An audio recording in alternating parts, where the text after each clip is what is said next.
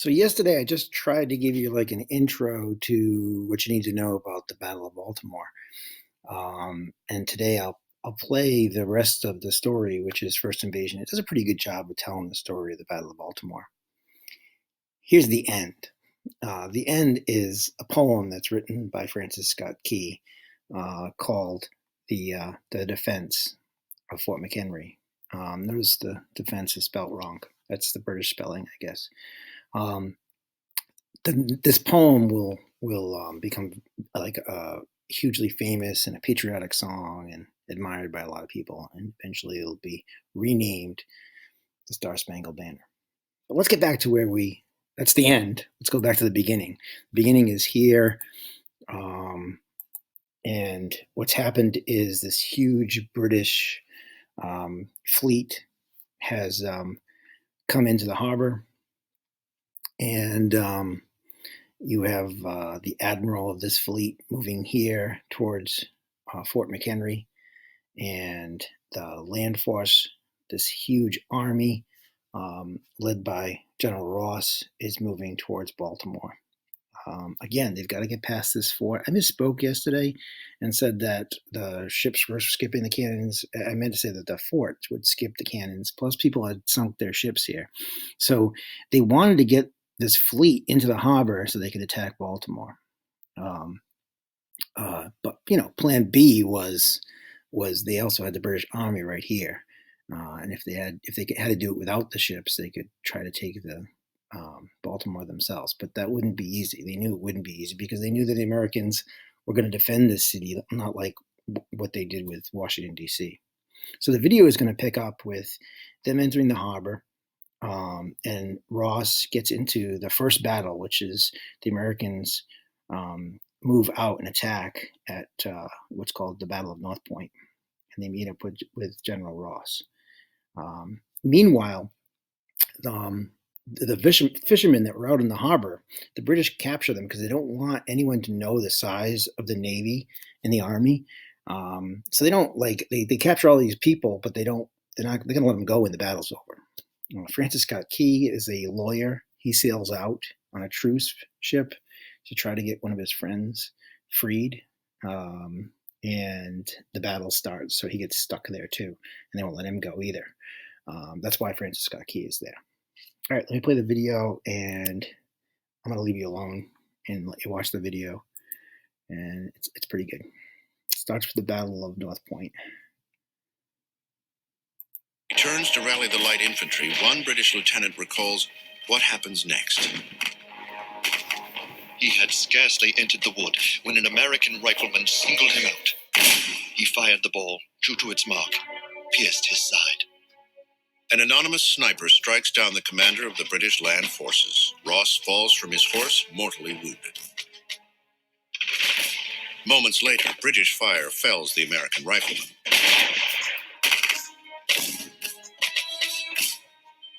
Growing weaker, Ross issues his last order. He yields command to Colonel Arthur Brooke, then dies. News of Ross's death quickly spreads through the ranks. Midshipman Robert Barrett expresses the shock shared by many in the British invasion force. I can vouch that the lamented Major General Robert Ross was regarded by all ranks as a chivalrous hero whose humanity and bravery were equally conspicuous, and that his memory will never die in the regiments he so often led to victory. The sniper's name has faded into history. With one shot, he would never know how he had changed the course of the War of 1812. The tragic death of Ross affected the British Army in a very significant way. He was a known quantity. They knew what they could expect from him, and they trusted him. The British Army at this stage were in something of a quandary. For the British, Major General Ross's death means more than just losing a leader. What was once an invincible juggernaut has experienced the first chink in its armor. Imagine if Eisenhower had been shot the day before D-Day. That's what happened here. Ross was killed by a sniper, and the organization went into shambles. Men who really loved that general weren't so quick to turn to his replacement for leadership. Had he lived, Ross might have emerged as the battle's most well-known figure.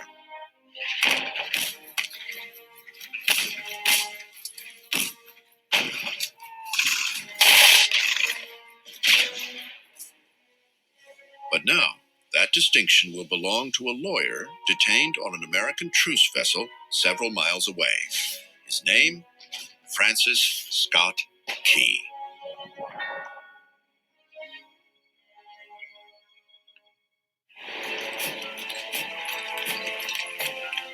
The British invasion force continues its combined naval and land attack on Baltimore.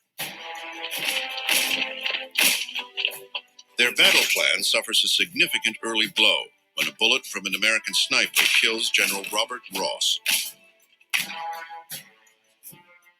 The loss of their commander has sent shockwaves through the British Army. Ross is temporarily replaced by Colonel Arthur Brooke, an able but cautious leader.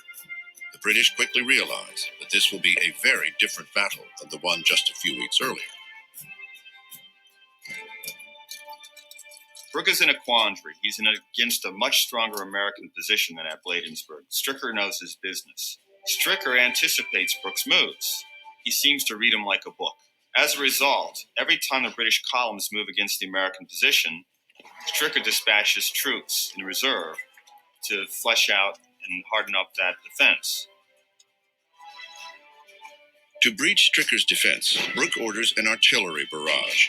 Bursts of projectiles and Congreve rockets cause confusion in the American ranks. Through clouds of musket smoke, British Lieutenant George Gleig remembers the fog of war. Volley upon volley having been given, we were now advanced within less than 20 yards of the American line. Yet such was the denseness of the smoke that it was only when a passing breeze swept away the cloud for a moment that either force became visible to the other.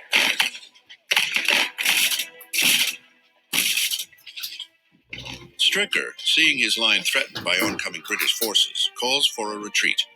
But unlike the militiamen who scattered at Bladensburg, he retires his troops in good order to the very outskirts of Baltimore. Meanwhile, in the harbor, Major George Armistead, the commander at Fort McHenry, views the approaching British fleet from the ramparts. Prepare to fire! Sir, we're out of our range! Give your guns full elevation. From the number of barges and the well-known situation of the enemy, I have no doubt but that an assault will be made this night upon the fort. Aboard the 50-gun frigate HMS Surprise, Captain Edward Codrington reflects the confidence of the British Navy in a letter to his wife. The work of destruction is now about to begin, and there will be many broken heads tonight. The bomb vessels, brigs, the frigates are all pushing up the river with an eagerness which must annoy the enemy, I presume as much as it delights me. Dawn, September 13th. The bombardment of Fort McHenry commences. From their position 2 miles away, heavily armed British bomb ships unleash an early 19th century version of shock and awe. This is the most powerful destructive force known to man in 1814. 1,500 of these are thrown at the fort, exploding 190-pound cast-iron bombs. This is what's striking fear into the hearts of the Baltimore defenders. Miles from Fort McHenry, the citizens of Baltimore feel the power of the British artillery volleys. A local newspaper reports. The houses in the city were shaken to their foundations, for never, perhaps from the time of invention of cannon to the present day, were number of pieces fired with so rapid succession. 8 miles away, a 35-year-old Georgetown lawyer named Francis Scott Key watches the bombardment aboard an American truce vessel. Just prior to the battle, he had arrived at the British fleet in Chesapeake Bay to secure the release of a friend. But before they can leave, the bombardment of Fort McHenry begins, and they're trapped. Key now finds himself in the middle of the storm. Francis Scott Key is amazed and appalled by the bombardment that's going on. The absolute foundations of both Fort McHenry and Baltimore are being rocked by these 200-pound bombs that are being hurled at the fort. As the Royal Navy bombards Fort McHenry, Colonel Arthur Brooke resumes the infantry attack on Baltimore. When he comes on the position in Hampstead Hill, he is amazed at what he sees. Strongly emplaced American troops behind extensive earthworks, well armed with artillery. While the British infantry advance on Baltimore, the bombardment of Fort McHenry continues into the afternoon. Heavy rain and 13-inch mortar shells deluge the fort. At about 2 p.m., a mortar shell arcs over the walls, killing a gun commander and wounding several soldiers. Private Isaac Monroe recalls the devastation inside the stronghold. Sergeant Clem was killed by my side, a bomb bursting over our heads. A piece the size of $1, 2 inches thick, passed through his body. Moments later, a bomb makes a direct hit on this powder magazine, where over 250,000 pounds of powder are being stored. This is the main powder magazine for the defense of Baltimore itself. If this goes, the entire fort will go. If the fort goes, the city may very well fall. But miraculously, the shell fails to ignite, saving Fort McHenry from utter destruction. Despite the unprecedented onslaught, American troops inside the fort counter the attack with lethal force of their own. By nightfall, the bombardment has lasted more than 12 hours. The sky over Fort McHenry is ablaze with lightning and rocket glare, as deafening thunderclaps and artillery blasts shake and rattle all of Baltimore. One U.S. Marine is awestruck by the dazzling but deadly sound and light show. I think the handsomest sight I ever saw was during the bombardment, to see the bombs and rockets fly. An order comes to extinguish the lights in all of Baltimore to prevent the British from seeing any strategic landmarks. Now, only the periodic flashes of lightning and exploding rockets illuminate Fort McHenry. Inside, Major Armistead and his men know they must hold out. The fate of the city, perhaps the nation itself, is in their hands. The only way Francis Scott Key and the people of Baltimore will know if they're successful is if the flag above the fort still waves. They watch, hope, and wait. Throughout the night of September 13, 1814, the British Navy keeps up its bombardment of Fort McHenry in Baltimore Harbor. One British midshipman recalls the relentless artillery attack. All the night, the bombardment continued with unabated vigor. The hissing of rockets and the fiery shells glittered in the air, threatening destruction as they fell. Whilst to add solemnity to this scene of devastation, the rain fell in torrents. The thunder broke in mighty peals after each successive flash of lightning. Inside the fort, with the smaller storm flag now flying above, Major George Armistead's men return fire. The only means we had of directing our fire was by the blaze of their rockets and the flashes of their guns. Those citizens of Baltimore who haven't already fled the city look on in awe and horror. And Francis Scott Key is one of them. Throughout the night, he paces the deck of his ship in the darkness, hoping the explosions would continue, because if there's silence, it might mean the fort had capitulated. While the Royal Navy shells the fort, Colonel Arthur Brooke, commander of the British land force, prepares a final attack on Hampstead Hill on the edge of the city. To aid Brooke, Vice Admiral Cochrane orders a diversionary attack against the western slope of Fort McHenry, with a flotilla of 20 barges armed with artillery. But the Americans don't fall for the ploy. Instead, the American artillery pounds away at the diversionary force. In the pre-dawn darkness of September 14th, Brooke makes a momentous decision. He orders a retreat back to the ships. September 14th, dawn. At 4:30 in the morning, the American gun batteries here at Fort McHenry fall silent. But the bombardment continues until 7:30 that morning by the British Royal Navy. And then after 25 hours of intense bombardment, silence covers the waters of the Patapsco River and Baltimore Harbor. That silence follows the order to stop the bombing of Fort McHenry. The nighttime flotilla operation had failed. All the while, the ragged, rain-soaked storm flag still waves defiantly over the fort's ramparts. Cochrane understands that to continue fighting is futile.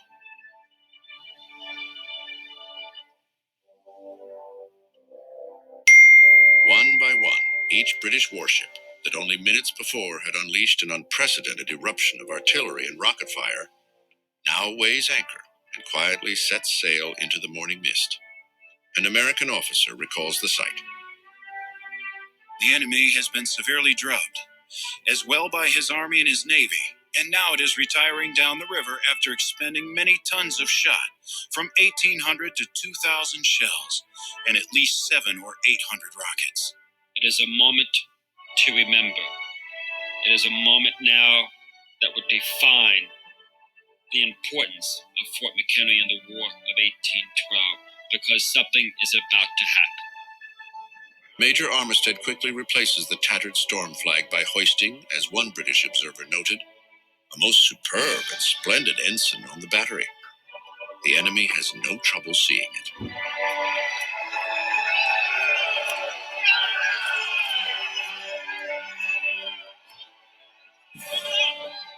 But gradually, the morning mists began to clear, and once more Key makes out the stars and stripes still flying above Fort McHenry. Never before has he looked with such reverence upon the symbol of his country. Francis Scott Key, a reluctant patriot himself, a person who was not terribly political and somebody who was against the war itself, finds himself an eyewitness to this moment in American history. I saw the flag of my country waving over a city, the strength and the pride of my native state. And does not such a country and such defenders of their country deserve a song? Key takes out a letter from his pocket and jots down a few verses. Oh, say can you see by the dawn's early light. The British release Key later that morning. He returns to Baltimore and continues to work on his poem. What so proudly we hailed at the twilight's last gleaming. A few days after the bombardment, Key's poem, Defense of Fort McHenry, is printed on handbills and distributed throughout Baltimore. Whose broad stripes and bright stars, through the perilous fight, o'er the ramparts we watched were so gallantly streaming. The poem is put to the melody of To Anacreon in Heaven, a popular British drinking song from the late 1700s. And the rocket's red glare, the bombs bursting in air, gave proof through the night that our flag was still there. By November 1814, the song is published in Baltimore as the Star-Spangled Banner. Soon, other cities publish the song, and it gains popularity. Oh, say, does that star-spangled banner yet wave? Congress officially approves the song as the national anthem in 1931. For the land of the free and the home of the brave.